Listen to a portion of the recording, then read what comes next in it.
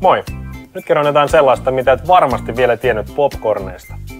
Nimittäin eri valmistajien mikropopcornit sisältävät aika hurjan näköistä rasvaa. Jos olet joskus leikannut tämän auki, niin tiedät, mistä puhun. Tämän kun avaa, niin nähdään, että tämmöinen kovettunut rasva näyttää aikamoisen pahalta. Ja tämän avaamisen jälkeen varmasti ymmärrät sen, miksi et halua tällaista tarjota lapsellesi. Oikein tehtynä popcorn on hyvin terveellistä. Siinä on paljon kuituja sekä terveellisiä flavonoideja. Voit itse valita, millaisia maissinjyviä käytät, käytätkö rasvaa vai et, ja kuinka paljon suolaa lisää. Otetaan tänne kulhon pohjalle käsittelemättömiä maissinjyviä, loraus oliiviöljyä ja vähän makua eli rouhittua suolaa. Sitten vaan kansi päälle ja kypsymään mikroon.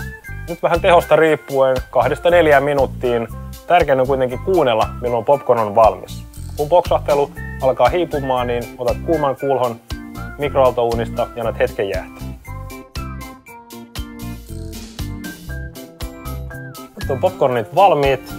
Se mikä kannattaa tehdä on vähän tuunata oman maun mukaan. Voit tehdä suolasta tai makeaa.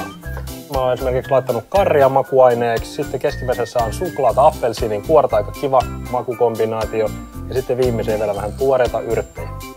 Nyt hei rohkeasti kokeilemaan. Tuunaa omat popcornit ja saat varmasti laadukasta syötävää.